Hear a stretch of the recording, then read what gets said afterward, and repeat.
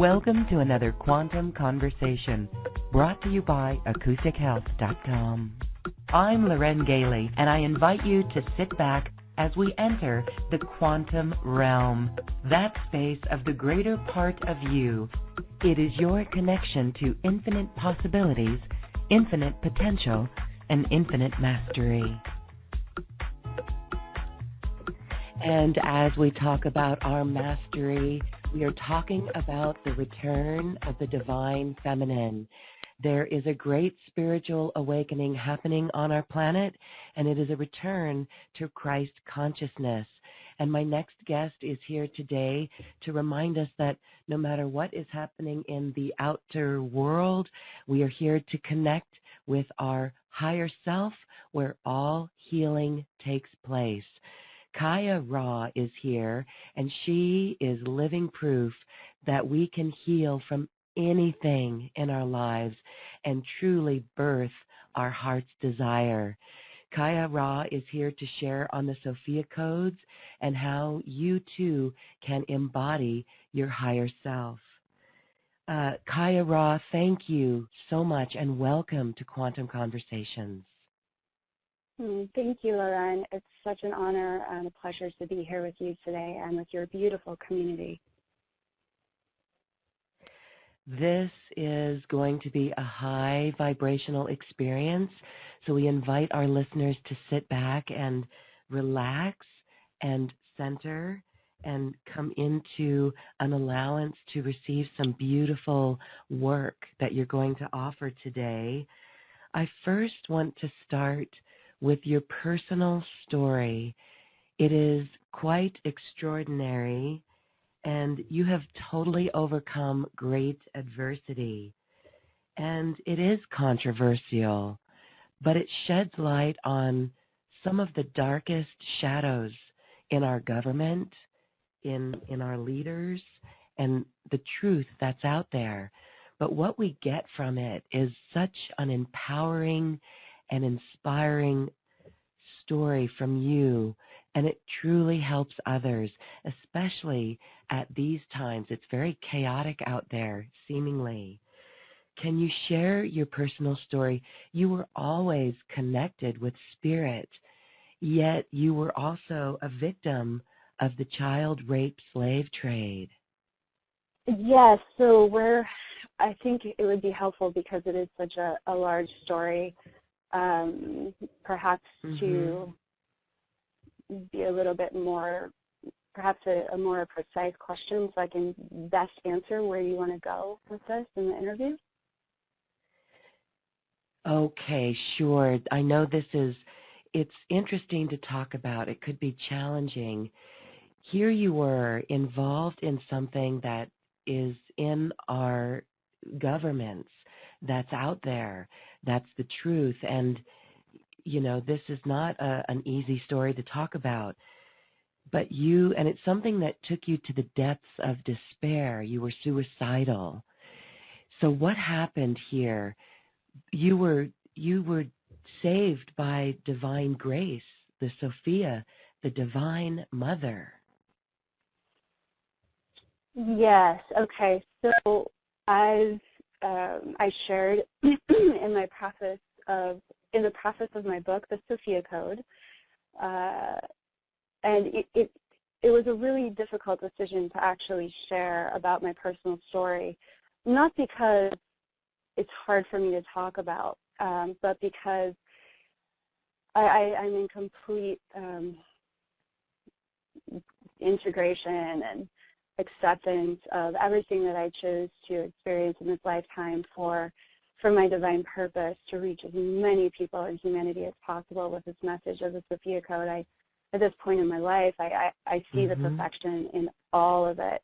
But as I shared in the preface of my book, The Sophia Code, between the ages of 3, I was inducted at the age of 3 into an order, a Masonic order that was also had a military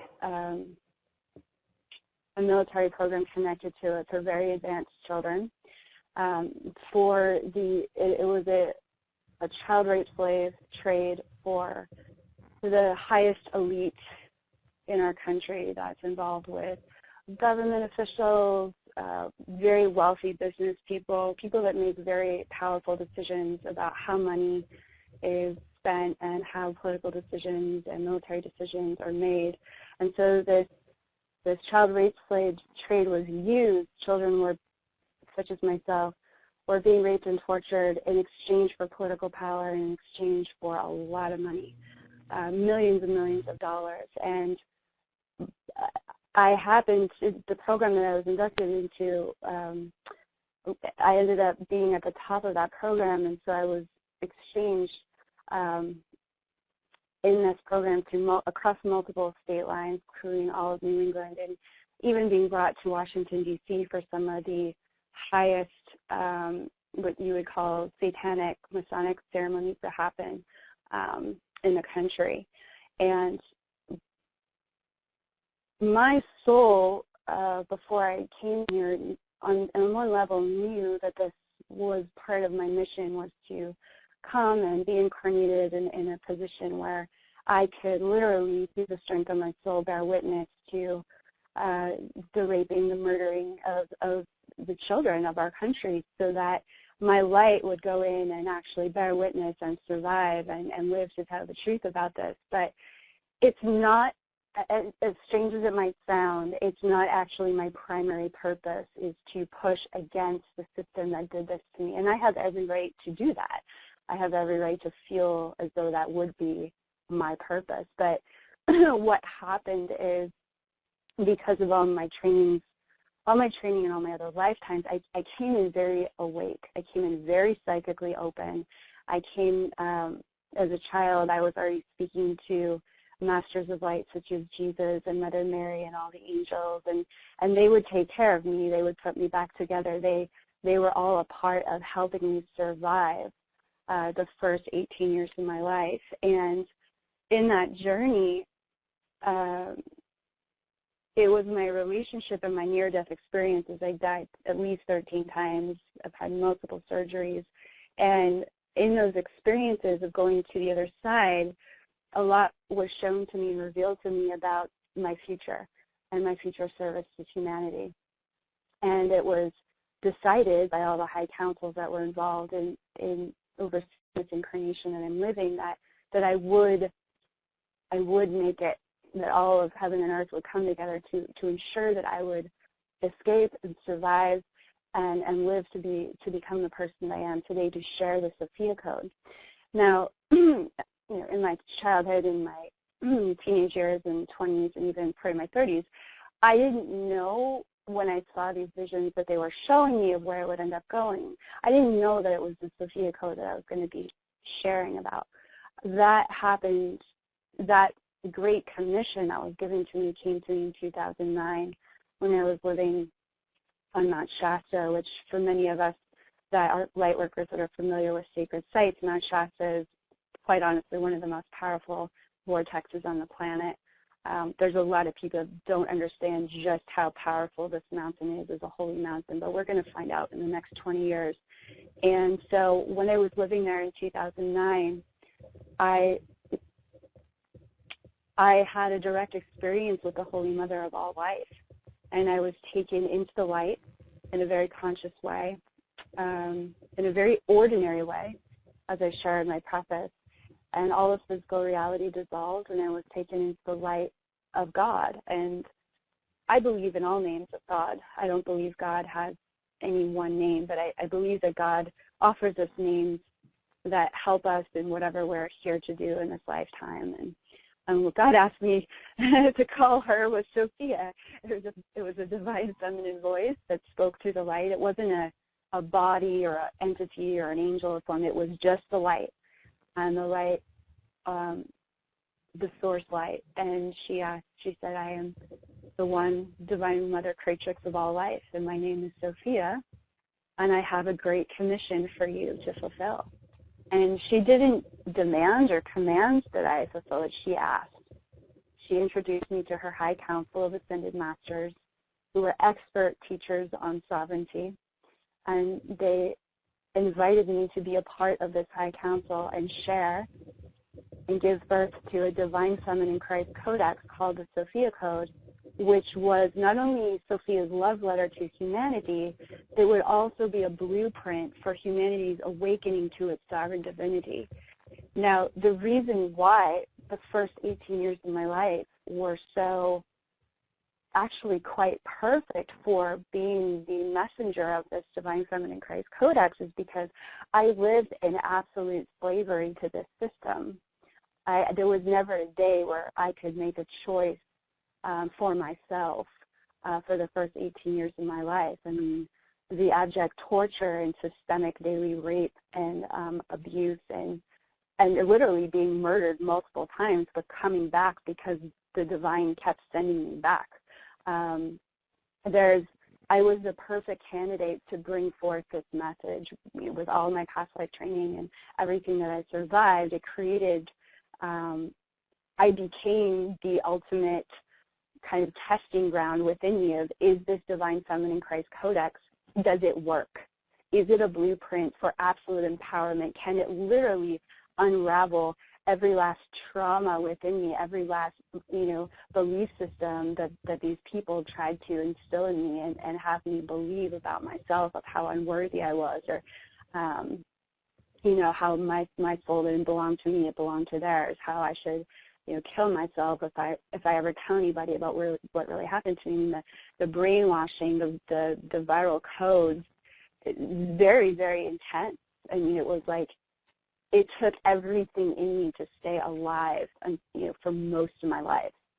And when and yet there was this iron will within me, and I believe that will comes from a very early age. I was very aware that no matter what I was suffering, that the love within me for divinity, for the divine, for God, for the masters, for the angels, for my higher self, and really for what I saw as the pure potential of humanity.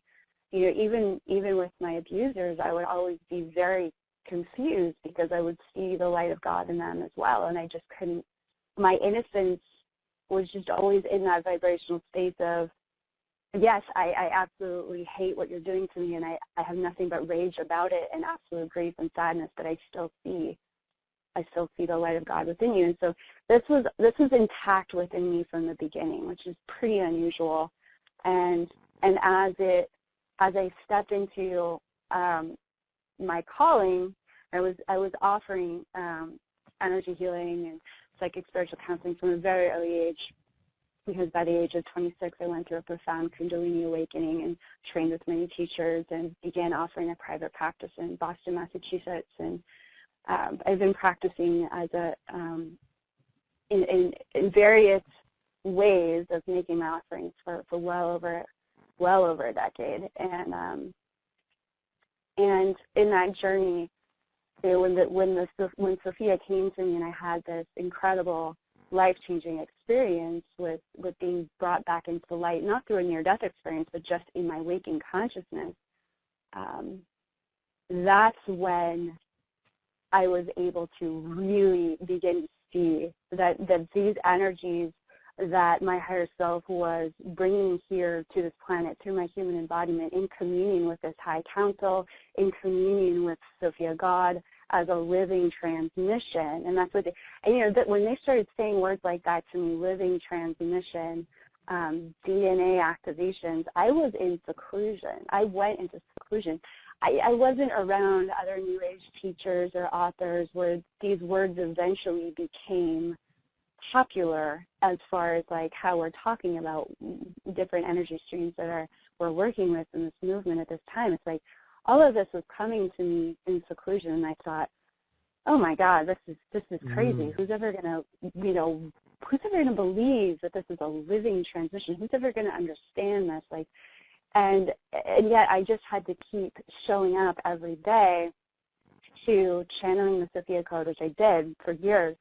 And as I went through working with each of the Ascended Master mentors, the Divine Feminine mentors in this codex, receiving at the time I was calling them DNA activations, but towards the end right before we published the book, they came in and they asked me to call them Divine Feminine Christ initiations.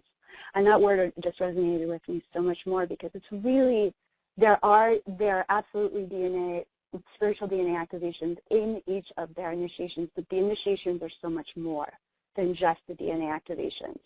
The DNA activations are a part of it, but then after we activate the DNA, we need to be mentored by these teachers, these divine feminists and teachers, to guide us in how to actually embody what we just activated. So what happened was I got to experience as all this information was pouring through me to write this book, and which is, by the way, it's only an introductory volume. There's 13 more books coming for this codex for the Divine Feminine Christ movement. And as I was really, I just committed my entire life to ensuring that the highest the crystalline vibration of this codex could come through for the highest and best good of all. I got to witness everything in my life heal. I mean, everything. 18 years of systemic rape and military torture literally dissolve within 7 years. I mean, and I have to be very clear. I showed up to my healing every day. Like, there wasn't any other way to do it. It was just I had to go all the way through all of my feelings and all of my darkness and all of my rage and all of my grief and all of the ways that I could have chosen revenge instead of chosen the path that I've chosen, which is divine feminine leadership. It's like there's no way out but through.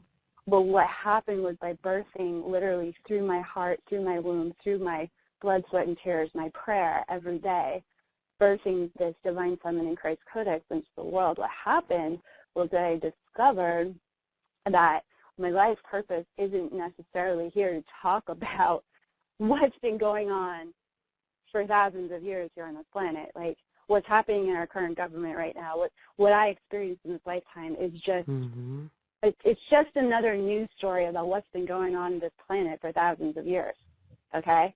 This isn't some sort of like big news. The big news is that it's finally being exposed, but really what the big news is here, and what I've dedicated my life to, is that this Divine Feminine Christ Codex is a blueprint for healing it all up, for reconciling ourselves with our sovereign divinity, and it's only by reconciling with our sovereign divinity that we can find the empowerment, the willingness, the courage, and the creativity, the genius creativity of our own Christ consciousness to birth a new paradigm that leaves this old paradigm in the dust. As Jesus said, you know, if there's a town that's not ready to hear the teachings of Christ consciousness, wipe the dust from your feet and keep walking. All right, so what we're here to do is birth a new paradigm that goes beyond any way that we're going to oppose something we've been busy opposing for thousands of years. For as long as it's been oppressing us, we've busied ourselves with defending ourselves against it. And as we have all seen, we're still in the midst of that. We've made progress, but nothing has really changed. The real change can only happen through this Divine Feminine Christ consciousness, where we wake up to the truth that we are each holograms of the one Holy Mother of all life, who's the absolute Creatrix of all life, and that we are holograms of her Holy Spirit, and that we can each birth this new consciousness and new paradigms and new solutions through our body, hearts, and minds together as the one body of Christ. So although I could spend the rest of my life talking about what happened in the first 18 years of my life, and I have every right to do so, the only reason I chose to go public with my story, well, there were several reasons.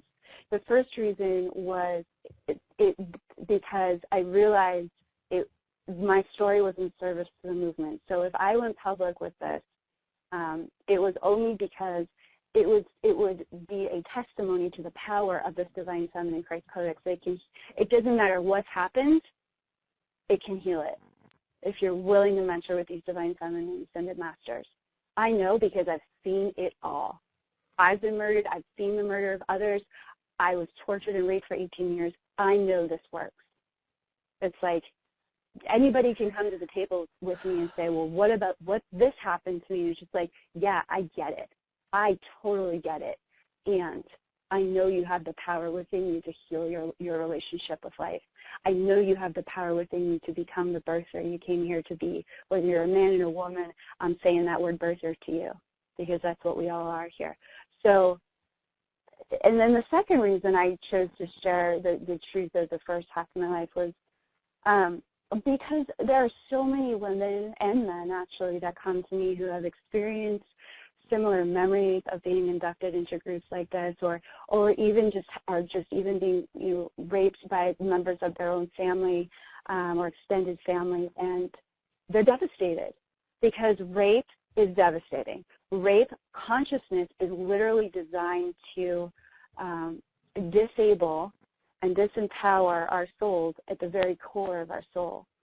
So when humanity is facing some of its greatest healing and reconciliation with divine feminine, what we're partly in the journey of is the reconciliation of releasing rape consciousness as a teacher for us about how powerful we are.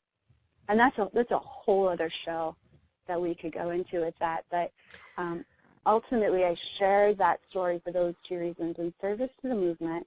Definitely not for my pride and vanity. It would be definitely much better if, much easier on me if nobody knew about that. But I made the heroic choice to share anyways because I knew it was in service to the movement, and I knew it was in service to all of those souls that I just want everybody to know you're not alone. Not only are you not alone, but you can do it. You can heal your life no matter how hard it is, no matter how much you want to kill yourself because of how ashamed you are of what happened to you, no matter what kind of eating disorders or, bankruptcy or the abusive relationships you're in. I can tell you straight up, you can walk away from any addiction, you can walk away from any choice to harm yourself, and you can walk into the light and power and fire and truth of your own Holy Spirit that nobody can touch no matter what's happened to you. Your innocence is invincible, and they could never touch it. And so that's what we talk about that a lot in the Sophia Code, is the invincibility of the divine quality of innocence that each of us have within us. And that same innocence actually exists within the perpetrators, and that's, again, a whole nother conversation in Christ consciousness for another show. But, divine feminine Christ consciousness is a radical consciousness. It's radical. And we're just at the very beginning stages in humanity's collective consciousness where we can start to explore what Jesus and Mary Magdalene were attempting to teach at that time when they walked the earth. And we have an opportunity with this global spiritual awakening that's happening right now that we can start to talk about these topics in a really unique and new way. And it couldn't be a better time to start engaging with these conversations when there's just so much that we're having to be present to in our current global crises.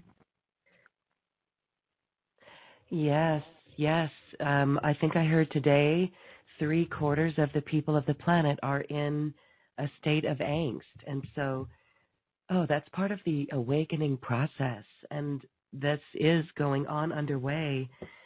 My goodness, Kaia, this story is absolutely incredible. Okay, let's talk a little bit about what we can do to show up in the divine feminine movement, whether we're male or female. There is something going on in our nation and in our world, yet we have to be very careful that we're not fighting against anything. And this is really what you were talking about in this connection where we're invincible. It's our sovereign divinity. So maybe you could talk really about what that means and what is the best way to take on or be a part of this divine feminine movement. Okay, so there's two stages when we're talking about divine feminine Christ awakening. The first stage is the reconciliation stage.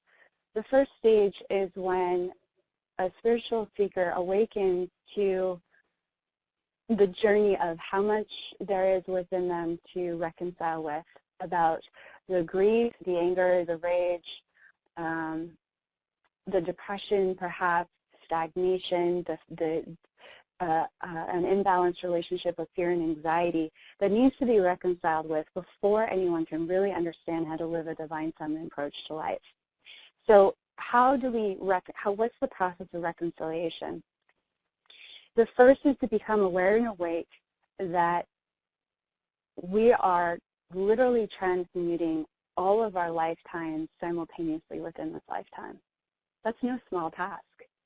All of the ways that you felt wounded or traumatized for the beautiful divine light that you carry here in human form on this planet, we've gone through at least 30,000 years, if not much longer, of patriarchal rule here on this planet, where the divine feminine voice and the approach to life has been deeply persecuted. And so many light workers right now, at this time, are waking up to, wow, when is the healing ever going to end? How many layers do I have to get through? And what I mentor people in the Sophia Code curriculum and the work that I do is stop counting. Just stop counting. This is an extraordinary lifetime.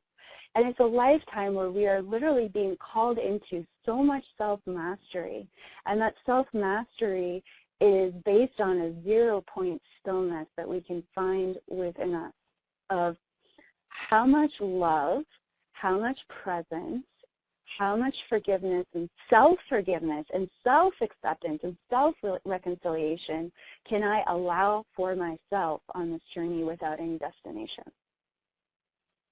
How much patience, presence, compassion, and unconditional love am I available to offer to myself every day, not just once in a while, every day. And in that journey, what's happening is as you heal something with your husband or with your child or at your job, if you're truly present to what's being healed there, all of those people or energies are also being healed out in your other lifetimes, in your parallel lifetimes. In the Sophia Code cosmology, we talk about all lifetimes happening as parallel lifetimes. The only reason why we'd ever talk about it as past or future or present is because we live in a time-space continuum where we're expected to speak in a linear format. And that's okay. There's nothing wrong with it. But if you truly look at quantum reality, it's all happening at the same time. So part of what Kuan Yin initiates us in Chapter 11 is the Sophia Code. It's like self-compassion is absolutely essential for your spiritual journey in this lifetime.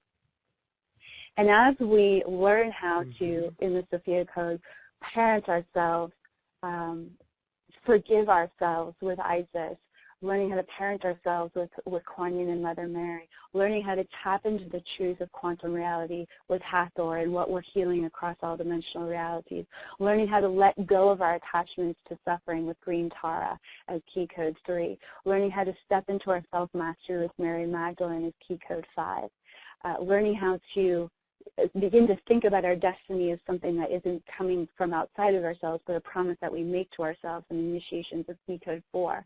Learning how to command the miracles that White Buffalo Woman is initiating us to step into as Key Code 7. It's just an extraordinary blueprint where we are literally walking through not just our reconciliation of all of our very hard human feelings about all we've experienced in all of our lifetimes, including this one, but then when we clear enough space within us and we begin to download and activate our divine genome, which is called the Sophia Code, and anchor more and more of our higher self light because we've committed to this reconciliation process within us, then we get to understand what living a divine feminine approach to life really is about. And what it's really about is a radically courageous, ingenious, creative approach to life, a deeply receptive, allowing, and very vulnerable approach to life. That what we are here to offer is literally an embodiment of our divine feminine intuition served by the divine masculine Christ active principle within us, which takes divinely guided action based on the divine feminine intuition that we're receiving on a daily basis through the consciousness of our higher self, speaking to our human awareness. This is the process that we were walked through in ancient mystery schools.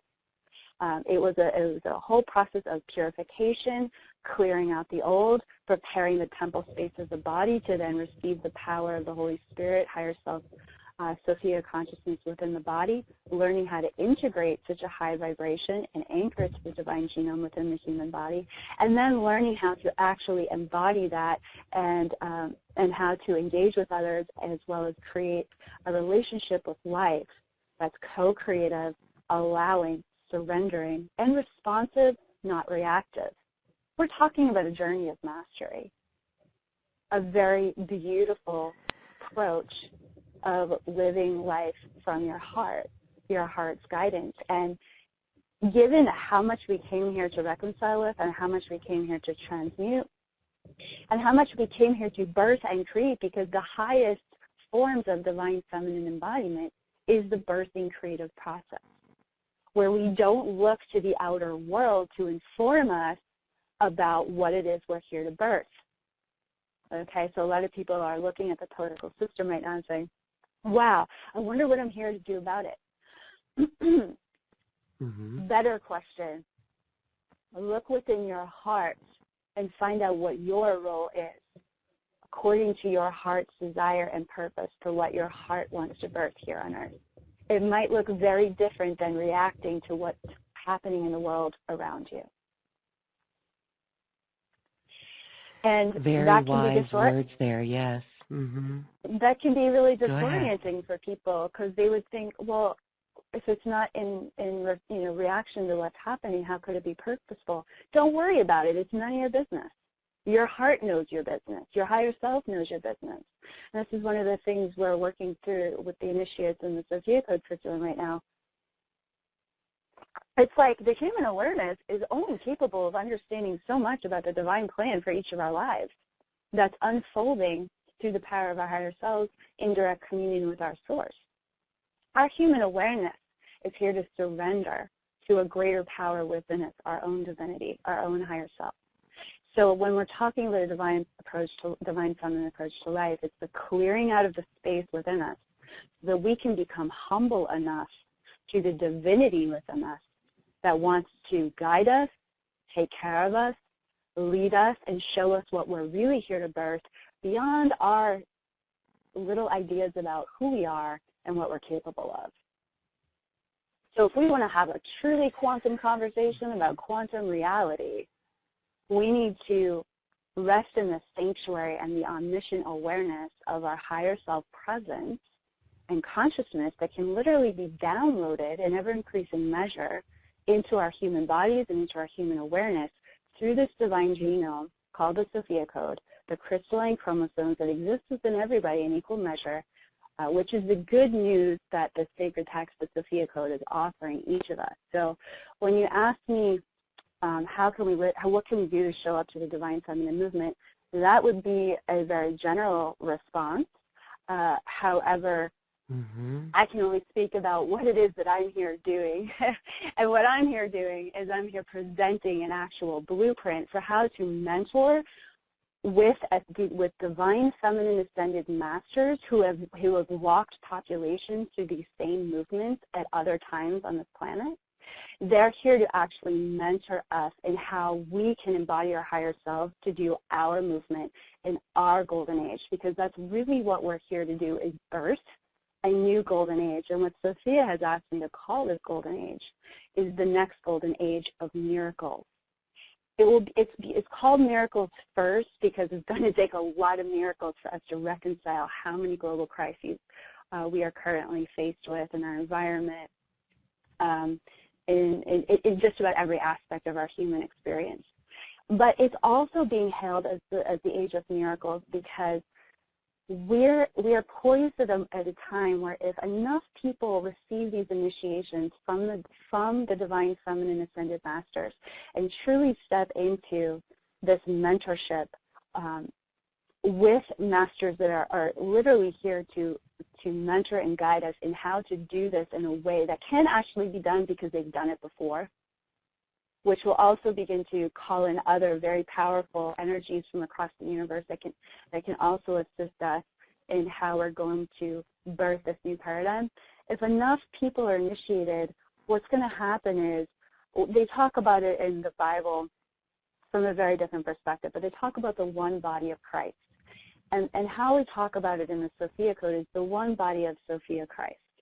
And so with enough people initiated and being mentored by the Ascended Masters that have gone ahead of us to show us how to walk in a good way, how to be this powerful, how to lead a movement like this, what's happening is we're going to all show up to play our roles.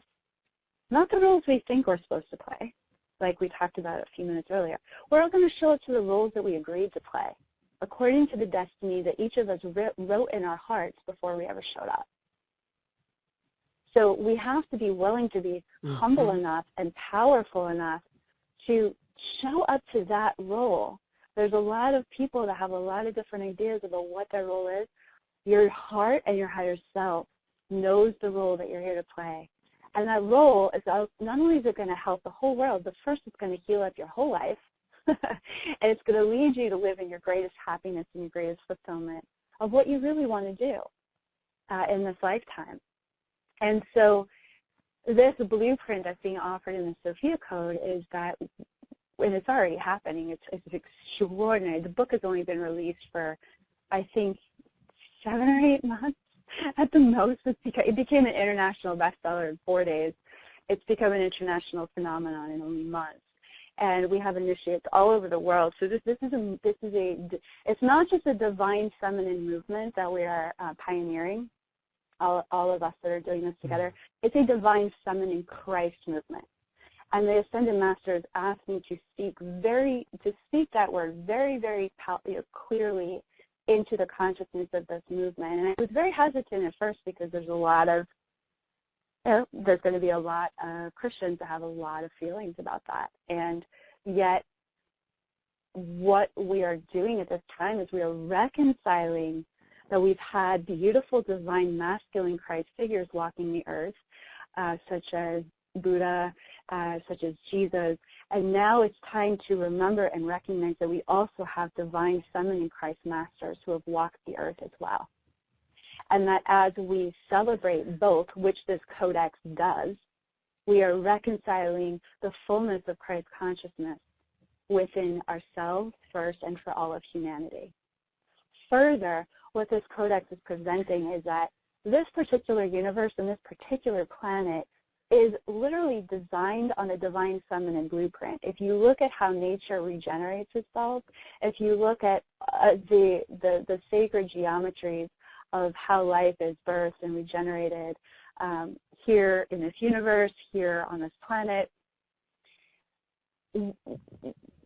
part of our reconciliation at this time is how to take in this divine feminine, this holy divine mother consciousness into our human awareness so that we can come back into right relationship with how the natural systems here most powerfully flow, both in our physical reality and with the elements in our emotional reality. When we approach it through a divine feminine approach, we then can see how those divine masculine energies that have been taken out of context and put into a patriarchal, it's also the reclaiming of those divine masculine energies that are in service to this divine feminine blueprint for this universe, and how that incredible synergy and harmonious resonance of how these two aspects of Christ consciousness work together is really going to be our inner salvation and our unification as the one body of Sophia Christ. Okay, so beautiful. I know your words are really calming to the listeners today. We have some comments rolling in that they're very soothing.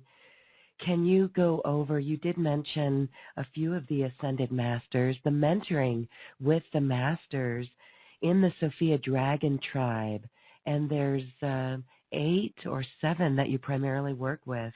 Can you go over those quickly? Absolutely, I would love to. So first of all, just so that everybody's clear, This particular High Council of Ascended Masters consists of countless Ascended Masters, too many to count. And when the Sophia Dragon Tribe speaks as one voice, that's called key code 333 of the Sophia Code cosmology. So when everybody speaks as one voice on behalf of the Sophia Christ teachings coming through the codex. Now, what happened for the first introductory volume is that we had 8 Divine Feminine Christ embodiments that wanted to share their teachings in this introductory volume to initiate humanity's collective consciousness that it was safe to now embrace Christ consciousness at this time on the planet. So we're given a blueprint.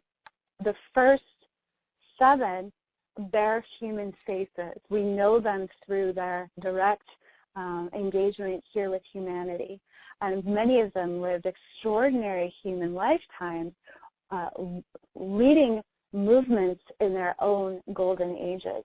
So this is what was so unique and inspiring to me about the Sophia Dragon Tribe when Sophia approached me to be the oracle, the ordained oracle for this High Council.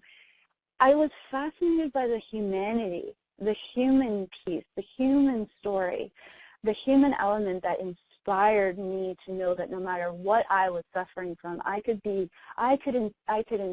live my life the way they lived their life on earth.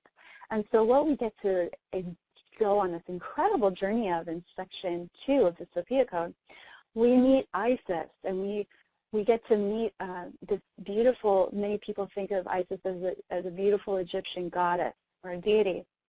In the Sophia Code, we talk about them as beings that we are sovereign equals with. So we're not worshiping any of these ascended masters as deities above us.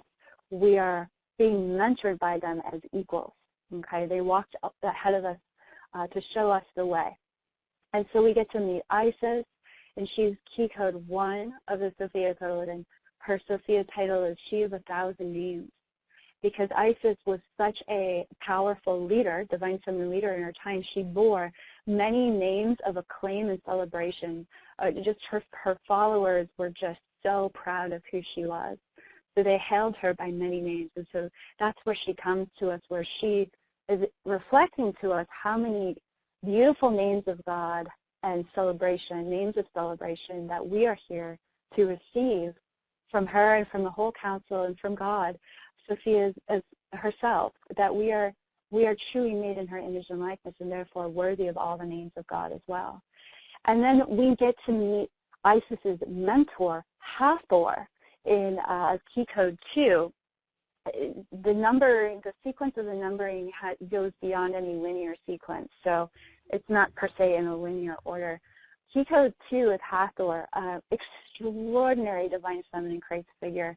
Hathor was absolutely in human form in ancient Kemet, and she was doing multidimensional divine feminine leadership, opening up stargates, working with star nations, training initiates how to tap into their unlimited creative birthing potential on the planet in such a way that I think a lot of advanced light workers on this call could probably really relate to. If you've ever felt as though your body could shapeshift, or if you've ever felt as though, wow, I just wish I knew how to remember how to levitate or put my hands through the wall or physical reality or cause things to levitate, it's like Hathor is your mentor, because that's what she was literally teaching thousands of people how to do, which was to access the true quantum nature of reality, and where physical reality has no hold over you, but you can be fully embodied within physical reality to create at will. So she's a fascinating mentor for mentoring us in our unlimited creative potential, as well as the power of our voice. And the Maha, the oldest, the most ancient being that we're receiving in this introductory volume as far as with the human face is Green Tara. And most of us know Green Tara from the Tibetan Buddhist spiritual tradition, and her 21 emanations, which include white Tara and green Tara, golden Tara, red Taras. And we get to meet Tara, and we get to meet all of these ascended master mentors from a perspective, they want us to meet them outside of the religious context that we know them from. So when I first started channeling Mother Mary and really being with her inside this living transmission, she kept affirming to me over and over again, I want to meet with you eye to eye and heart to heart. Don't put me on a pedestal. Now, when she's saying that, she's not saying don't disrespect me. I mean, I don't even know how it's possible in the presence of Mother Mary. She's, or any of these divine feminists and masters, it's awe-inspiring what it feels like to be in their presence. There's nothing, it commands respect. But what they're doing in that beautiful presencing of who they really are is it's elevating us to resonate with them and see ourselves in that same light. We are literally being mentored by their vibrational resonance of how to accept our own divinity, how to kick out the viral codes to say that we're less than our divinity, and how to install the programs through our higher self presence that we are actually divinity in human form. So when we're working with Green Tara, she invited me to really work with all of the ways that she has been presented through the Buddhist cosmology, but to present, in essence, a new Buddhist canon of how to work with her sacred mantras and with her 21 emanations. And it's an extraordinary way to meet Green Tara. She's fascinating master of light to work with.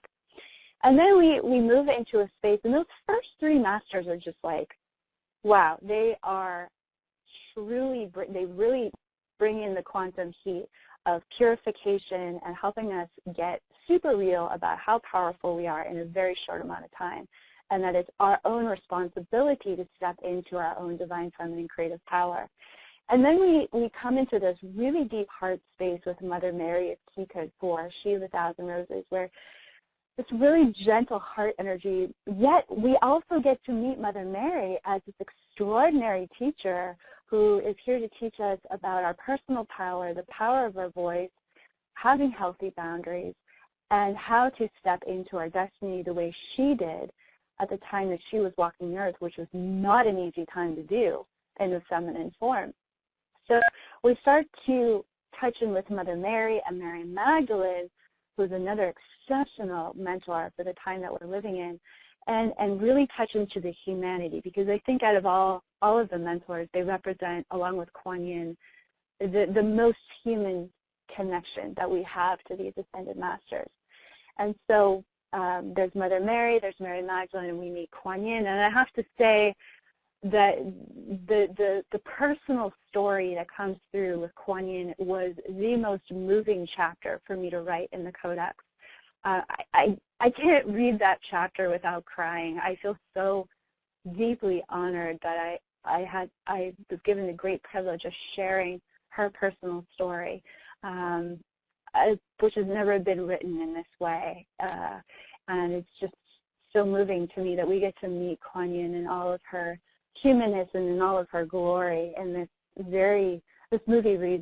chapter reads like a movie. And then we get to touch into the beauty and the power of White Buffalo Woman, who is Key Code 7 in the Sophia Code. And although White Buffalo Woman, we only meet her in her human form for this pivotal moment in time here in North America, she declares herself as a divine feminine Christ figure across the ages. And she's giving us new prophecies about the time that we're living in and our own destiny to fulfill these prophecies as commanders of miracles, and how she's mentoring us into awakening to the lineages that we have been in service to across all our lifetimes, including the many indigenous shamanic traditions across this planet's history that have been training us in the deep shamanic earthly art forms of how to communicate with our higher self. So in that journey of these seven absolutely beautiful divine feminine figures, what we're all being prepared for is the understanding that in ancient times, the highest initiations that would happen directly with the angels of God. And we actually see this in the Bible. We actually have records of this where the great prophets are, when they receive their greatest commissions, when they receive their highest training, it's through direct mystical experiences with the orders of angels of Sophia God. And so what we're being presented with as the final divine feminine Christ figure in this book are the highest order of seraphim that the Holy Mother has created for us to receive an understanding of who we are as sovereign Creatrix birthers. And she asked me to call these beings the Sophia Dragons.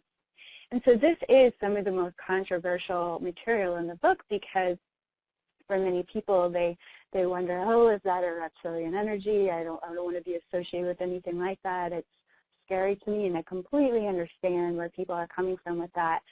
But I also know that I've been speaking to these dragons for most of my life. And they are the most pure, holy, gentle, powerful beings. They are so unlimited, so joyful. They are literally embodiments of the Holy Spirit. And when we look at the original names, like you go back through the different Hebrew names and mystical Kabbalism for the seraphim, it talks about these holy, fiery creatures of God. And when I was in seclusion and in meditation for years with the Sophia Code cosmology, it was just like, I had absolutely no problem knowing that this was what Sophia was revealing to me, that these holy angelic beings were master teachers on sovereignty. And that actually it was going to take this unlimited magic, this dragon magic, this angelic dragon magic, to initiate our human DNA to come back into alignment with the truth of our absolute sovereign divinity. If you look at what's here to overcome here on this planet, it's going to take a dragon-sized amount of energy and confidence and power and holy love and magic to be able to birth beyond the mess that we have going on here. So I take so much refuge in these angelic beings that bring so much protection and peace to my life every day. So it's an honor for me to be able to reintroduce the Sophia Dragons to humanity, because we haven't outright spoken about them in thousands and thousands of years. And in other golden ages, we talk about this in our chapter 13, they would appear to the highest initiates on the planet to directly initiate them. But human initiates usually would have to go through a lifetime of initiations from their master teachers to be able to withstand the presence of these angels in a conscious state of awareness. So what the Sophia Code blueprint of initiations is offering humanity is a completely new mystery school approach, where a lot of the really hard work has been done for you within the codex. It's radiating out for you. Your higher self can be immediately initiated in as you do these initiations. And so because the ages, the golden ages of the past, where we would spend an entire lifetime in mystery schools to even receive any of these initiations, we don't have time for that right now.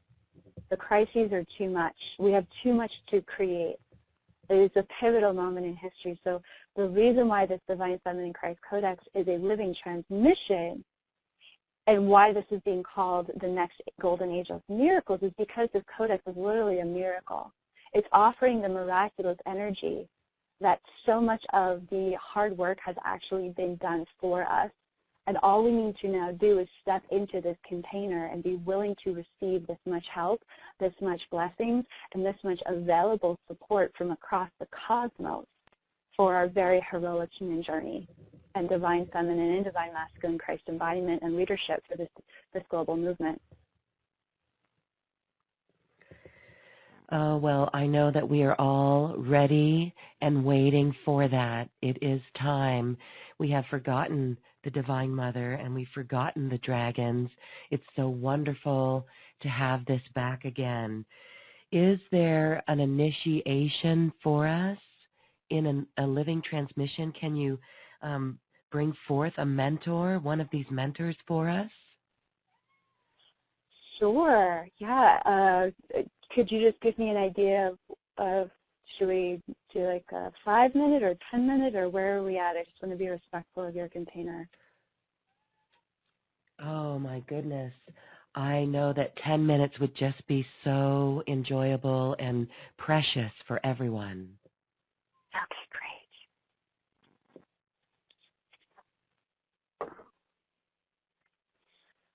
So if we could all take a deep breath.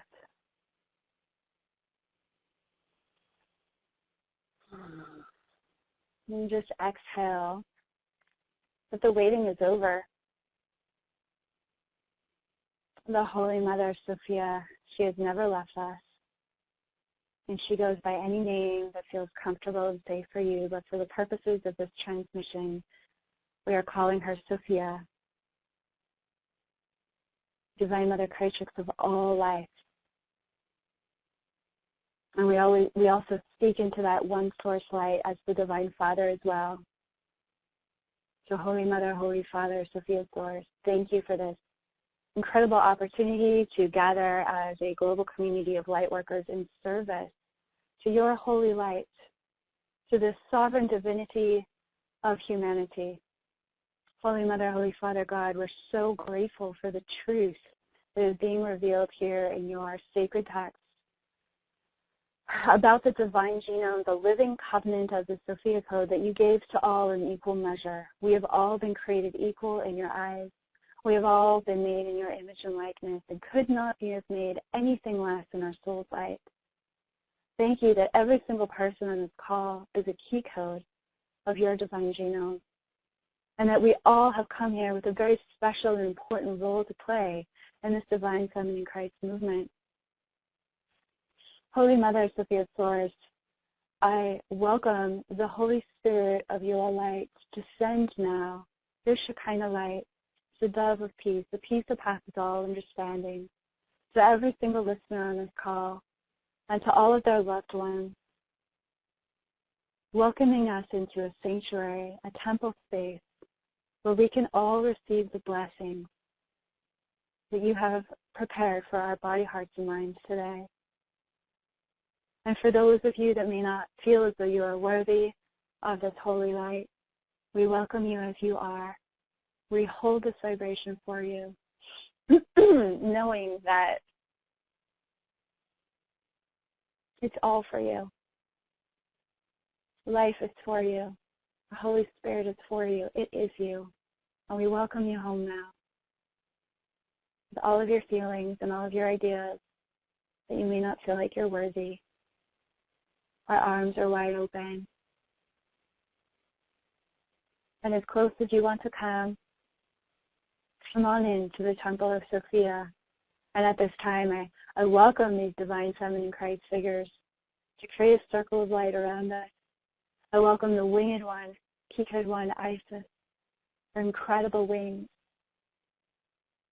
to begin to sweep through every one of us, releasing our old ideas about what it means to be human.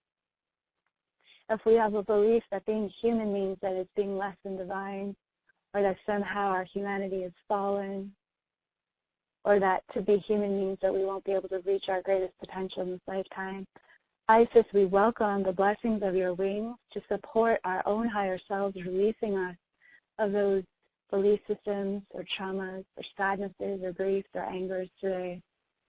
Knowing that today is a new day, knowing that today we have received the good news, that each of us are here to embody divine feminine Christ consciousness, which means we are worthy of the highest blessings, daughters and sons of the Most High, that our human bodies are temples for this Holy Spirit that has been given to each of us in equal measure as each of our higher selves, holograms of the one Sophia Source.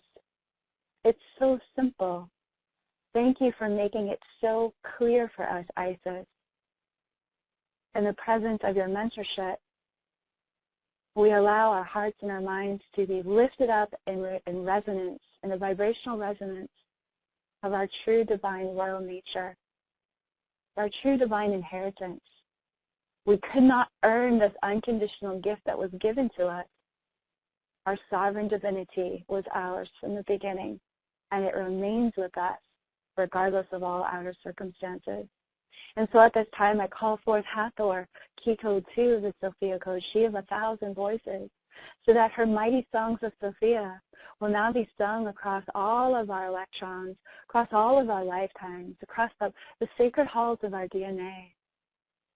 accelerating the orbit of each of our electrons, all of the billions of electrons within our body, to begin to open and become available to the bridge of light that Hathors and the Hathor Star Nation are singing across from the Sophia Code divine genome within each of us, so that we may feel this divine genome, perhaps for some of us for the first time, coming online, awakening to become activated as the operating system of your human awareness and of your human body, of your emotional body, of your mental body, of your spiritual causal body.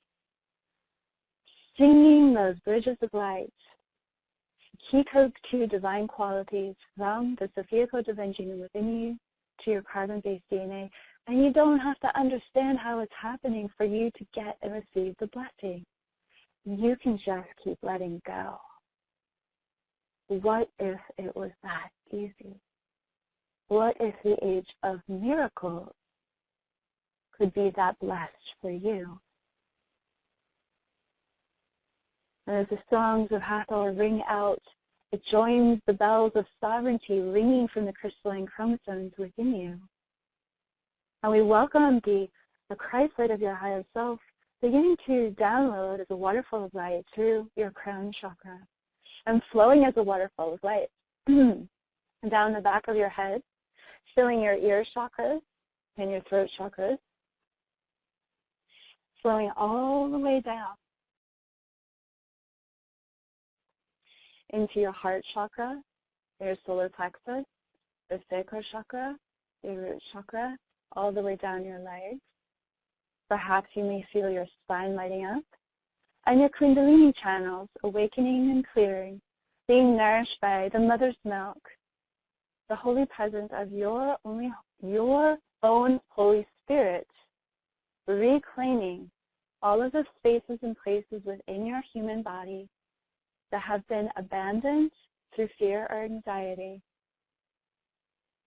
Through the very powerful presence of Hathor's mentorship in this moment, we now command this quantum space within you, whatever is ready to receive, that is safe to receive now, and be anchored on all 4 levels of your being, including within the motherboard of the Sophia Code within you.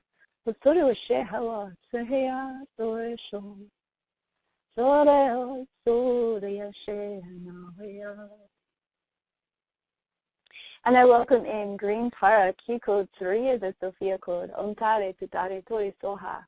Om Tare Tutare Tori Soha. Om Tare Tutare Tori Soha. And as she steps forward, you may see the beautiful emerald green energy that she's emanating, this incredible, life-giving emerald green transmission, supporting you to receive this healing empowerment, that whatever attachments that you're ready to release, that you may have to suffer, whether it's a conscious attachment to suffering or an unconscious attachment to suffering. There is absolutely no judgment here in the presence of Tara. There's simply the divine feminine Christ invitation that you can surrender beyond your understanding these attachments today here in this sanctuary space. And it may begin to feel as though old scales or maybe cords or maybe even certain weapons, spiritual weapons that you've used against yourself or others, seem to just fall away or dissolve in the presence of green Tara's all-consuming emerald green light. And as a reminder, what's happening with Green Tara's presence is that she's empowering your human awareness to allow, surrender, and invite more and more of your own higher self-consciousness to become awakened and anchored and integrated within your human body now. Further, Green Tara is activating those holy divine qualities of that we call Key Code 3, all of the divine qualities of Key Code 3. She's doing an introductory activation for those initiates that are supporting on this call, even deeper initiations for those Key Code 3 qualities, those holy divine qualities that are your true nature, to now begin operating your human awareness and your human body in ever-increasing measure. So you may feel that bridge of light from the Sophia Code Divine Genome bridging over to those carbon-based molecules that make up your biological DNA, sending those emerald rays of healing light and empowerment. And as you do, you may begin to feel every cell in your body vibrating with a new musculature confidence of how holy and pure you are, how innocent you are, regardless of anything that you've done or suffered.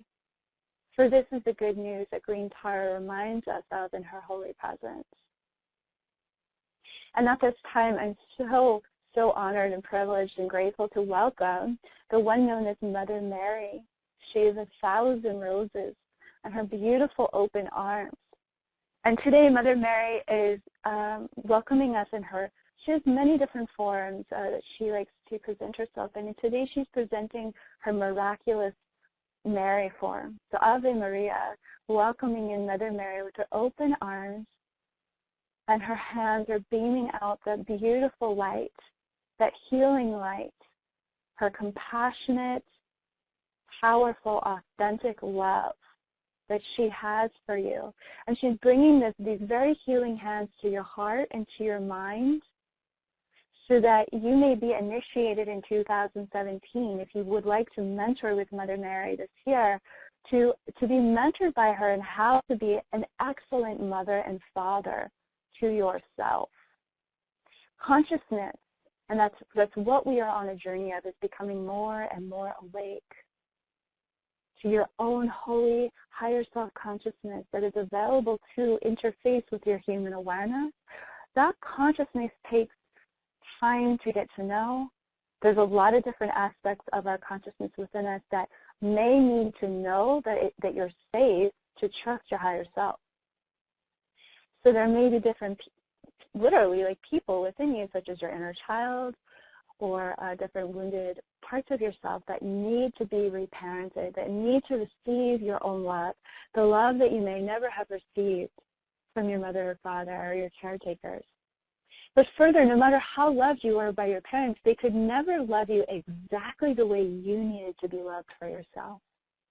And so Mother Mary's beautiful transmission that she's offering to us, she's here to mentor you in 2017 by how to be a very generous and loving and kind and available parent to yourself, to hold your own heart, to speak kindly to yourself.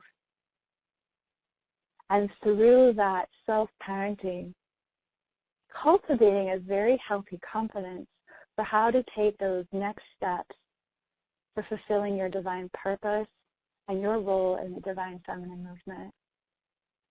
And as she does this healing transmission, Mary Magdalene is approaching as well, because they love to work together in their initiations, as they did in their life on earth.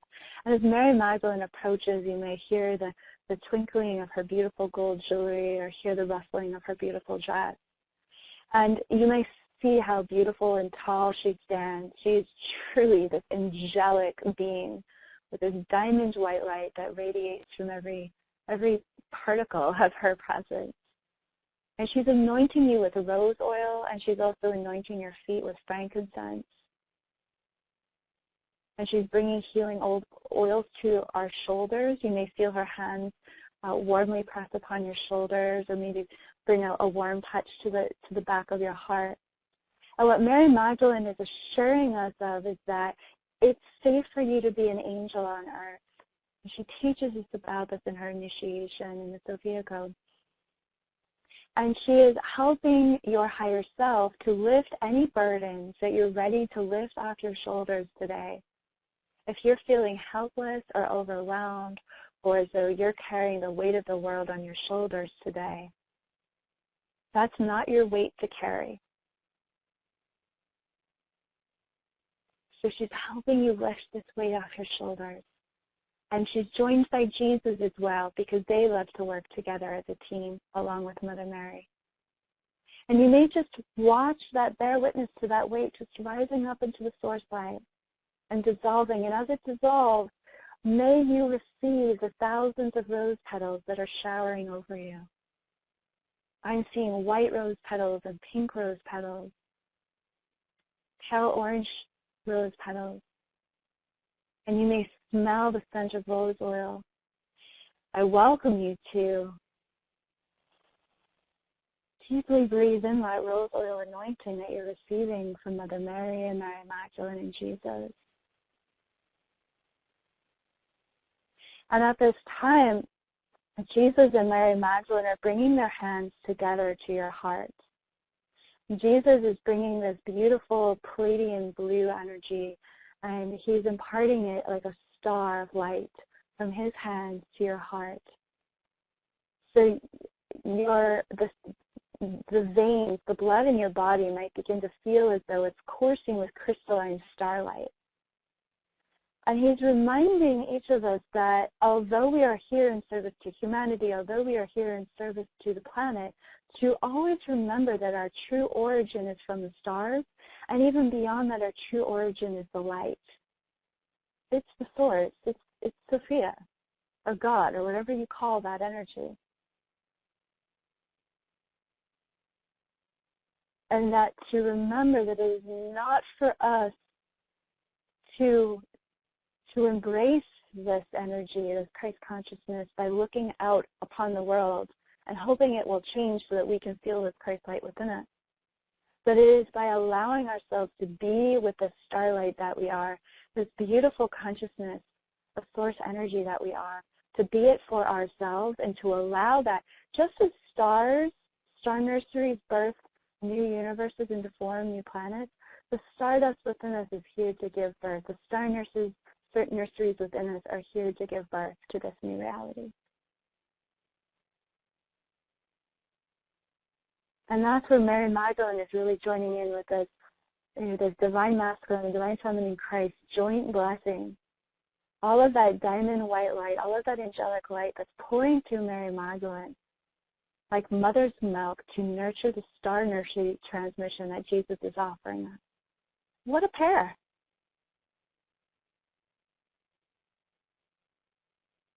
And what I'm hearing from them is that this is also a blessing for, in 2017, for you to feel safe in not only hearing your intuition and your intuitive guidance of your higher self, because that's step one, is to hear and to feel and to acknowledge that your higher self is actually speaking to you in every moment. Regardless of what you think or feel about it, that's actually the truth. So the first step is the reconciliation with that. And then the second part of this blessing is that it's safe to take divinely guided action one step at a time. The divine feminine receptivity, I listen for the spontaneous wisdom arising about what my next steps are. The divine masculine consciousness saying, and I'm willing to take the divinely guided action steps to fulfill what I'm being asked to create and birth. And coming down to bless us even more deeply and to help us integrate is Kuan Yin and her beautiful vase of compassion. And she's offering us a baptism. She's pouring from her vase of compassion these waters, these living waters of Karuna compassion. And she's inviting us in 2017 to receive her mentoring us in how to be very intimately engaged with every part of our consciousness in 2017. How to welcome all of the people home inside of us to love. Not just the parts that we like about ourselves, but especially the parts within ourselves that just seem so unlovable or unruly or difficult or sad or angry. She's blessing us with our holy waters to know that every single part of ourselves is welcome here in this divine feminine embodiment. And that actually there is medicine and messages from every part of our anger or sadness. All the parts of our frustration and overwhelm that come from being a part of a movement, there's medicine here for us. And so her holy waters are blessing our eyes, blessing our tongues, blessing our hearts, blessing our hands, to be very sweet and gentle and soft and allowing and curious about how we can listen to our innocence, how we can honor what our feelings are really saying, the medicine and messages behind our feelings, every moment, every day in 2017.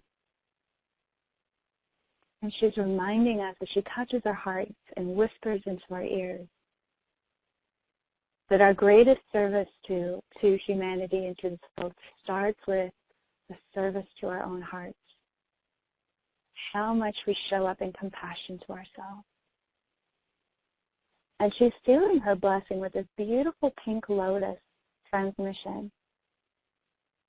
So she is opening our heart chakras with, and as she does, let's receive another download of our higher self flowing through. Filling those spaces within us that may have been resistant to our own love in the past. What if it was easier to remember that the default is to love ourselves first in 2017 instead of judging ourselves? And White Buffalo Woman is coming forward with many medicine bundles, along with the White Buffalo Star Nation. And you may feel yourself sit up a little bit taller in the presence of White Buffalo Woman, because her presence feels like the smell of lightning. She represents, in the Sophia Code cosmology, one of her Sophia embodiment name titles is she of 1,000 white clouds and thunder beams. She represents the lightning of illumination, how fast a prayer can be answered, how fast a miracle can occur.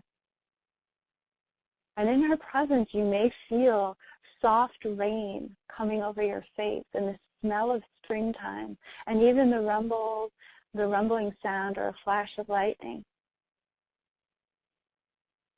And what she's transmitting to us in this empowerment is how deeply we can resource our direct relationship with the earth in 2017 to understand how the elements deeply want to work together with us in commanding these miracles for a new world to be birthed.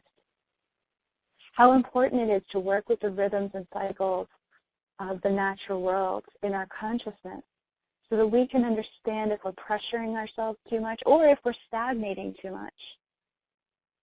We can resource our relationship with the Mother Earth to be grounded in our divine feminine embodiment, to literally be the ground that lightning of illumination and wisdom can strike through, and that we can transmit that wisdom, that lightning revelation that wants to come through from the Holy Mother for humanity. We can be the very ground. We can stand as buffalo upon the earth. We can ground this Christ consciousness. We can do it. It might be a very high consciousness to be able to live in within every day, but each of us can do it one step at a time and one day at a time. So giving thanks to her beautiful transmission, and I see her blessing everybody on this call through her sacred Chanupa, the peace pipe. And finally, I'm welcoming that those holy, high seraphim the angelic presence of the Sophia Dragon. Their beautiful iridescent white scales shimmering. You may hear their scales singing the praises of God over and over and over again. You may hear the whirl of all of their wings. And in this moment, each of us are being blessed. When they breathe what's called the breath of life, that Holy Spirit breath of life, what descends over us is this crystalline stardust. And so each of us are receiving that crystalline stardust transmission of what it feels like to truly integrate Sophia Christ consciousness within a human form. And for those of you who are new to Sophia Code, I'm putting forth the intention in the prayer that this particular blessing is preparing your consciousness to receive the Golden Dragon light body as you walk through the initiations of this codex. That there is a perfect divine order and timing for each of us to receive that technology from our higher self. And what I'm hearing from the High Council as we come to a close of this this blessing-way ceremony for all of our listeners today, all of those initiates supporting this transmission, becoming even more available and clearly seen for what it is as a Divine Feminine Christ movement on a global scale. We welcome that the fullness of the Sophia Dragon Tribe's blessing and empowerment over every single person who this call will connect as the one body of Sophia Christ. We bless your hearts, we bless your bodies, we bless your feelings, we bless all that's near and dear to you, we bless all your prayers and your dreams, we bless your divine purpose, and we bless the the role that you came here to play as a divine feminine or divine masculine Christ embodiment. We bless your children, we bless your children's children, we bless your ancestors, we bless your businesses, we bless your churches, we bless your ministries, we bless the lands that you live on, we bless your homes, we bless your vehicles, we bless the food that you will eat for the rest of your life. We bless all of your lifetimes that seek to come into that 0-point stillness of your self-mastery in this lifetime. We bless your prayers for that full-bodied ascension journey in this human lifetime. We bless your prayer to step on that accelerated pathway of walking the way and becoming an initiate and mentoring with the Ascended Masters, whether it's in this curriculum or others. Like whatever your deepest prayer is for how you came here to make a contribution and also live in your greatest happiness, both in 2017 and for the rest of your life, we bless it. We thank you for your heroic human journey, for your willingness to be here with us in this deep, deep communion within the sacred heart of the Holy Mother's consciousness for the benefit and liberation of all beings. We bless you, we thank you, and we now feel these empowerments in the light and fire of the one Holy Spirit that we are, now and forevermore. Amen.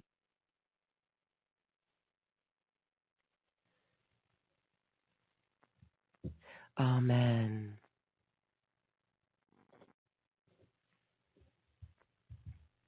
Amen.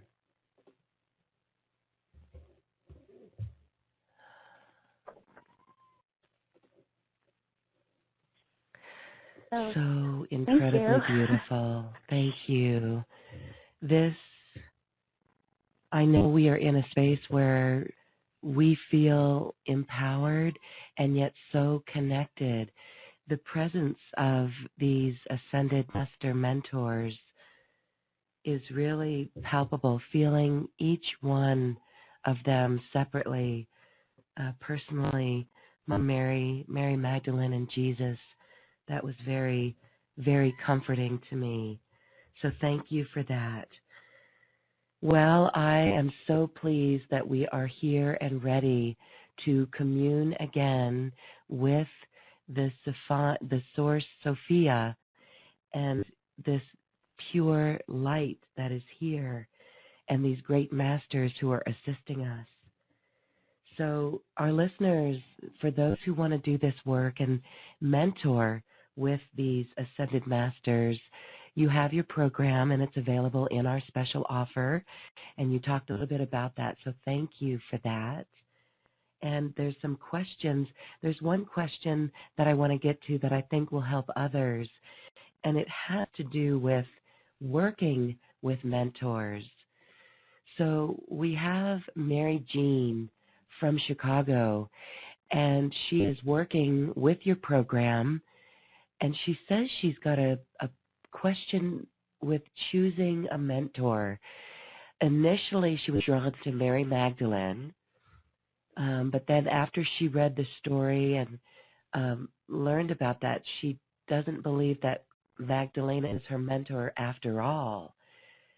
So do you have any advice for someone in choosing to work with mentors? Yeah, it's so great. Thank you so much for your question, Mary.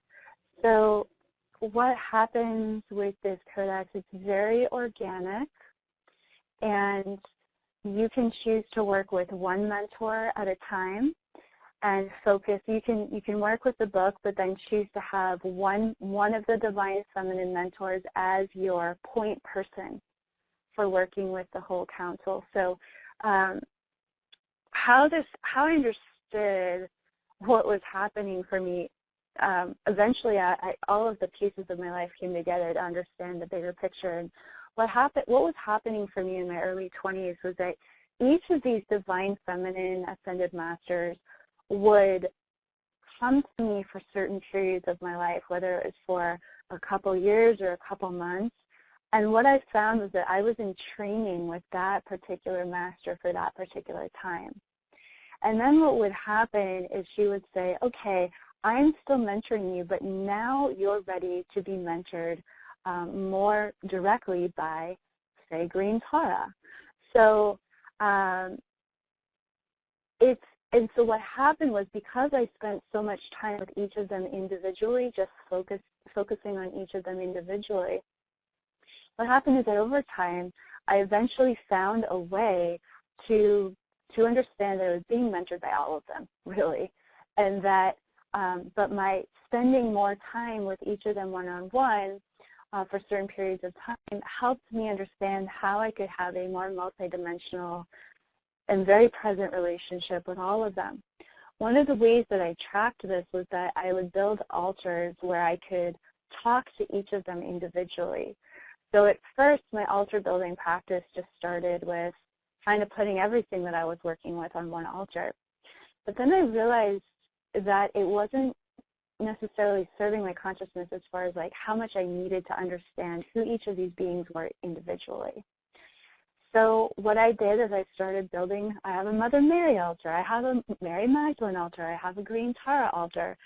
In truth, I've been building altars to each of the individual key codes for years, and in that process, I've really gotten to know each of them individually so that I can recognize when, oh, it's time for me to work with Hathor on this issue, or, oh, it's time for me to call upon Isis to help me with this part of my business, or, wow, I really need to be comforted by Mother Mary. I'm going to go work at my Mother Mary altar. So as we talk about in the mentor program, we don't build altars to worship these beings. We're building altars as doorways for them to mentor us all day long. So what it's saying is, when we build an altar, it's saying, hey, I'm available to be mentored by you.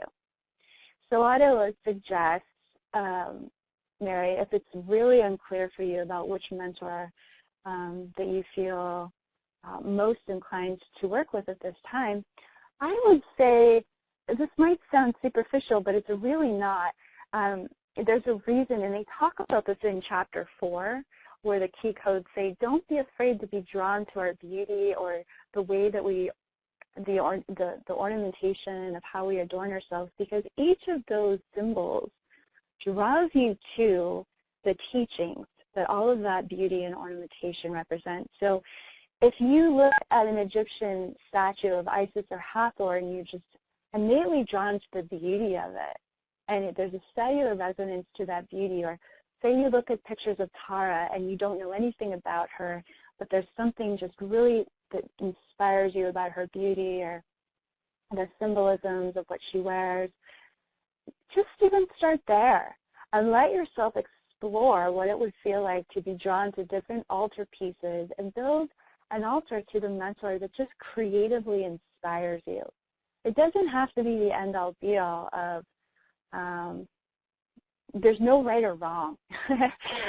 So as you feel creatively, you can even just ask your inner child, who do you delight in when you think about any of these masters? And you don't have to know much about them to start exploring online, both through the book and other people's resources of just the imagery, the iconography, the energies of how you want to create an altar or a sacred space where you get to drop into meditation and really learn more about that mentor through your direct experience with them. So eventually, as one mentor or even two mentors become really established relationships, your heart starts to eventually open up to directly mentoring with any of the other mentors. And again, there's no right or wrong, and there's no there's no right or wrong way to go about this mentorship program. It has to work for you. So for many years, the energy was so big around me as far as like, how do I handle this many beings talking to me all at once? I had to make a decision. Okay, let's focus on this relationship for a couple months or a year. Okay, now I feel confident enough in this relationship that I can let in this new relationship. Now I just allow them to happen all simultaneously. But that took a lot of practice. So I just want everybody to know, like, take your time and pace yourself. This is a mystery school that you could spend the rest of your life going deeper and deeper with. And we will, because there's 13 more books coming for this codex. There's 13 more books of initiation. There's more divine feminine Christ figures that will be revealed as part of this cosmology. So enjoy the journey. There's nowhere to get to. Oh, there's nowhere to get to, and the waiting is over. Great, beautiful. I love that, Kaia. Thank you so much for explaining that. And I want to clarify a little bit more, too. Again, we'll go back to Mary Jean.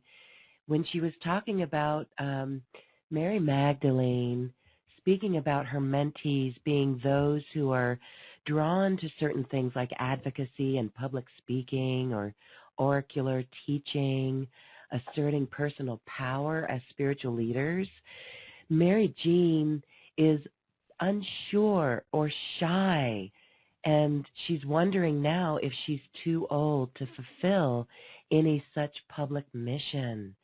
Can you speak to this a little? Oh, Lauren, thank you so much for clarifying that question. I just want to say to all of our listeners who are, perhaps quietly wondering the same thing along with Mary Jean, I just want to say, first of all, how much we love you and how grateful we are for all of our wise women, all of our elders on this call who have literally been helping to anchor Christ consciousness in any way that you have for as long as you have here on earth, preparing the way for each of us to come in when we were going to come in. And I just want to say that your wisdom, your love, your nurturance, your life experience is more than enough for this divine feminine movement, and it is really, really needed. I just want to say that over this past year, it has been incredible to me how many women between the ages of 60 and even like 75 that Sophia has been sending to me, who are brilliant women, who are healthy women, vital women, who are feeling their DNA awakening and who want to be an enormous part, a very vital part of this divine feminine Christ movement. As spokeswomen, as healers, as grandmothers, as mothers of this movement. I just want you to know, Mary Jean, and to everyone else who might feel the same way, you are needed more than ever. And if that scares the crap out of you, don't worry. We're all scared. We're all being called to speak our truth and to be vulnerable and to say things and to create things that very often we don't understand what we're doing. We're just showing up every day to do it anyways, shaking in our boots. It doesn't matter how old you are, how young you are. We're all here to be a part of a spiritual revolution, and there's a lot of feelings that can come up, feelings of unworthiness, feelings of unpreparedness, feelings of I'm not ready. But the truth is, the great news about divine feminine leadership is that you don't have to remember anything. You don't have to keep all a bunch of facts straight. You don't have to regurgitate teachings, because the heart of divine feminine leadership is your embodiment. The heart of divine feminine leadership is that you are here to share the love and wisdom and your life experience that is always spontaneously arising in the moment. You don't have to keep it straight. You already have it inside of you. The love and the light within you. The wisdom of all that you have walked through. The pearls that are adorning your crown. The wisdom of your life. The wisdom of your intuition. It's already naturally within you. That's the scariest part about this movement, is that you're already more than enough, and you're already still needed. So it's really about sharing who we already are, the love and light that we already are, knowing that our direct relationship with our higher self, our direct communion with Sophia God, is all we need to resource the answers, the wisdom, and what we're here to share as divine feminine leaders and teachers. It's really that simple. And it takes most people a couple of years to dismantle all these ideas that it has to be something more than that. It really doesn't. It really just has to be us showing up and speaking from our heart. Yes, we can get trainings. Yes, we can always cultivate and prepare. But I'll tell you what, I can prepare all week for one of my classes for the mentor program, and I can show up to that microphone, and then all of it is no longer needed because Sophia God has a better idea about what is supposed to happen in class that day. And that's straight up divine feminine leadership. That's it. It's like we can be as prepared as we want, but when the training wheels come off, the rubber hits the road. It's just you and your higher self and God and a message that wants to come through you. And the prayer is, may I be that empty, available space for that much light to come through me and reach the hearts and minds of those who want to receive this message. So it's really about loving ourselves to get out of our own way so that we can show up. And this is the same message for everybody. I have women who are in their late 20s and 30s, and they're asking me the same question, Mary Jean. So just know that you're not alone. We're all being really, really brave to show up to what we're here to do spontaneously in every moment through presence, love, and prayer. Yes, absolutely. Now more than ever, when we see what's going on and the divisiveness between people, and we will not get caught up in that. We will go into this space, into the heart, to allow for this communion, and we will be provided for. We will be inspired because of that connection. And this, as you said, is really how we birth New Earth. So quite fascinating. I really honor you, Kaia, for fully being on the mission of this divine feminine movement in such a radical new way. And I can see this empowerment as we truly uphold it and embody this, how our world will change indeed. Isn't that amazing? What do you see then in this world after all that you've gone through? We know this is your mission, but what do you see? Well, what do I see for the future? Yes, what do you see this looking like with this embodiment of the divine feminine? I mean, when we are all sovereign then, we're making choices based on this inner knowingness, this connection, and that is a beautiful world.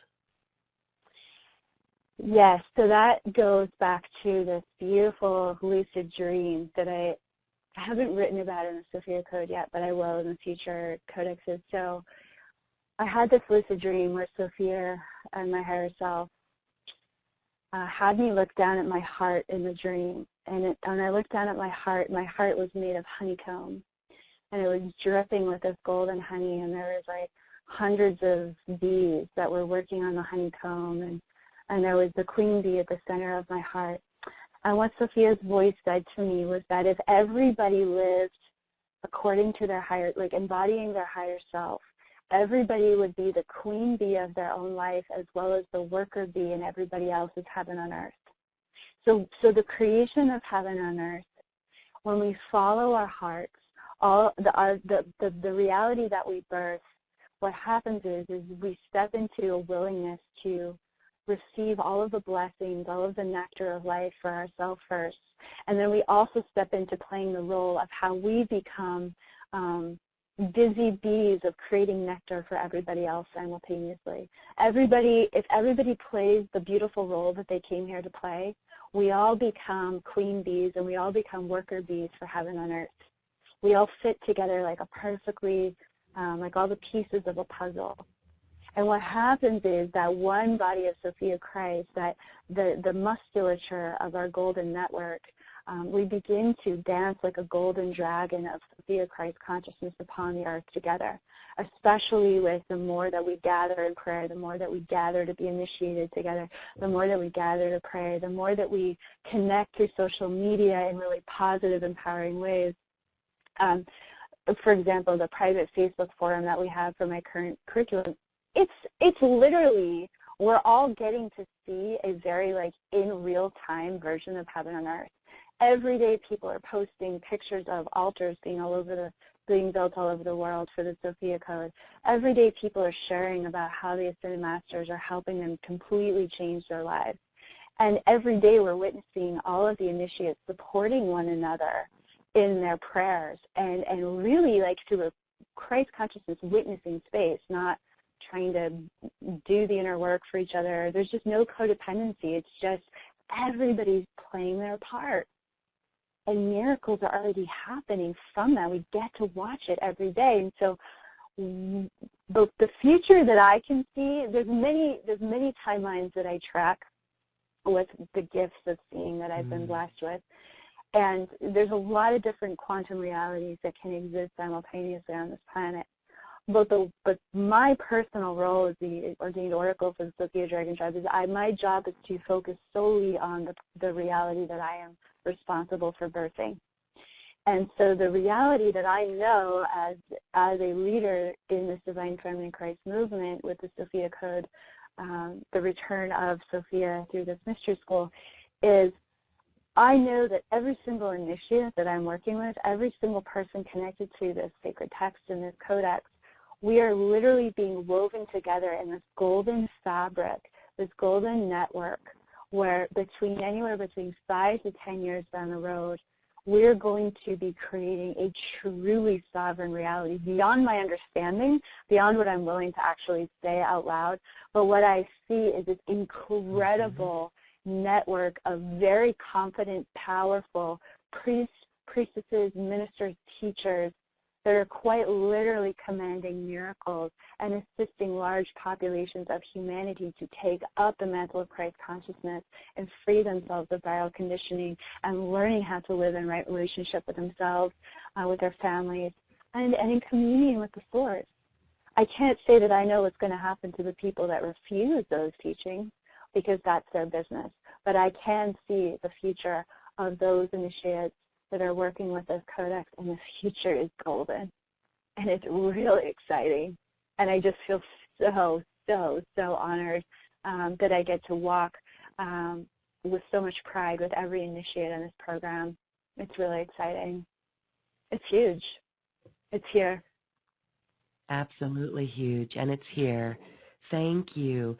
I love that focus on the timelines that we are here to bring into reality. Absolutely. Okay, well, this has been absolutely inspiring, very high vibrational, meeting these various mentors and feeling their presence and the support that we have with them. We invite our listeners to check out your special offer.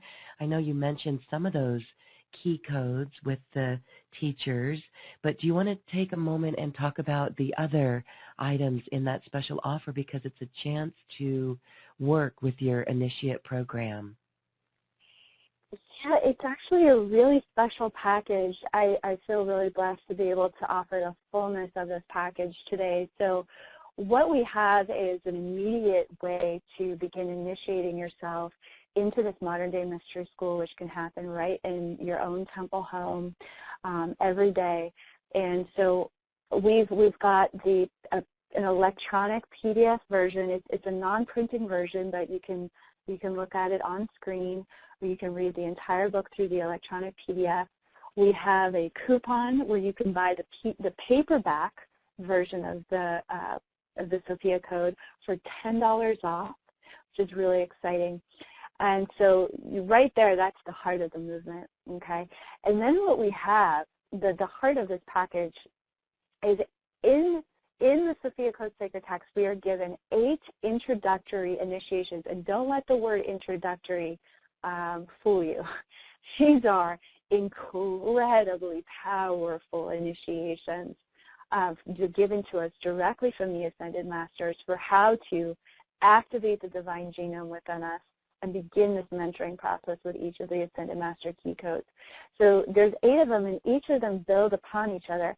Now, when these initiations were written, they were written in the first person, and they were designed for initiates to read out loud so that they would be commanding these activations through the power of their own voice, which is very, very powerful teaching for this age of miracles, to understand the power of our own voice.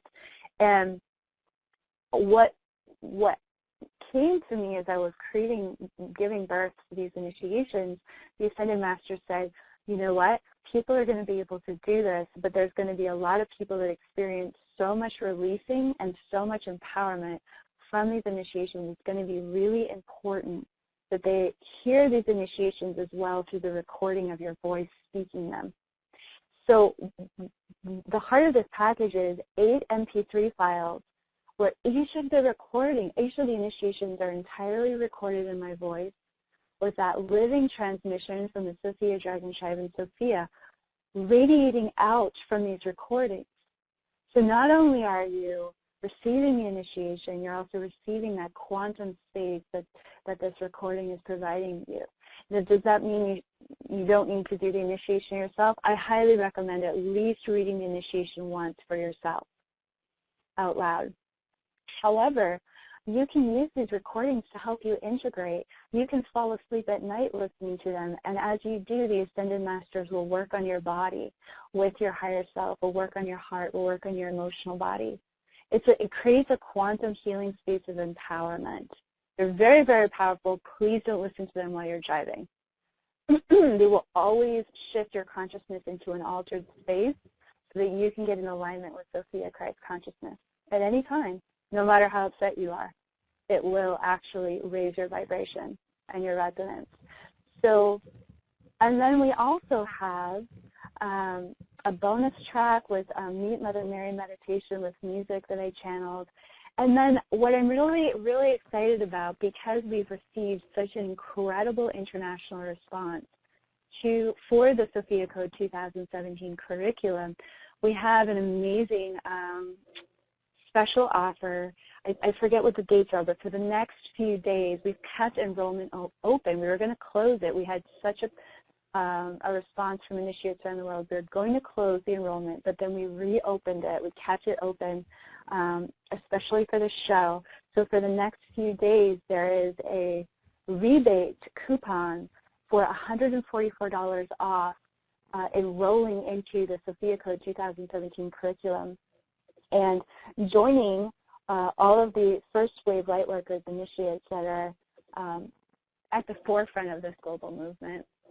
And by participating in the curriculum, you can also apply to come join me live at 3 very powerful sacred site immersives, where we'll be receiving even deeper Divine Feminine Christ initiations at Mount Shasta, Sedona, Arizona, and in Malibu, California. Oh, that is so wonderful. Thank you so much for that. That special offer button is on this webpage. Really very empowering, removing the viral programs that really keep us limited and away from this deep connection to ourself. Thank you so much for that. Oh, as we say goodbye, I just want to ask you quickly, you mentioned Mount Shasta, the powerful, powerful place of Mount Shasta. Many listeners have been there and witnessed that power and the experience there. And you said something earlier that we are going to realize the power of Mount Shasta more than we even know now. Do you want to elaborate on that for just a moment? Mount Shasta was the only place on earth that was high enough of a vibration for the Sophia Dragon Tribe to come through for the birthing of this Divine Feminine Christ Codex. And anybody who's initiating Okay, this well, will thank you. actually understand what that means. Her consciousness is beyond powerful for initiating humanity into its awareness of its sovereign divinity. And with that said, she is the ultimate mystery school teacher. So please approach with great respect, reverence, and an integrated pace that will work for you, for any initiates that are seeking to receive direct empowerments, healings, and initiations with her. Be very awake and aware. Her multidimensional activations are very powerful. Okay. Thank you so much for that. So beautiful. Kyah Raw, the Sophia Code. As we say goodbye, is there anything you might like to close with that we didn't get to today? I just want to say thank you, Loren, for this opportunity to present this work on your beautiful platform and all of the ways that your beautiful community is creating so many quantum shifts here in the world. And I also just want to thank all of the listeners for their presence, their prayers, their support, and all of the initiatives that are attending this call too as well for creating a clear space for new people to truly come into an awareness of what's available and ready for us now. And just feel so grateful for the opportunity to be here today. Thank you, Lauren, and thank you to your angel staff as well. Thank you, Kyah Raw. This has been so beautiful, quite an experience, and it feels so good to be back in the embrace of the Divine Mother. Thank you so much for being here on Quantum Conversations. Blessings to everyone. You're Namaste. welcome. Namaste. Okay, we will leave.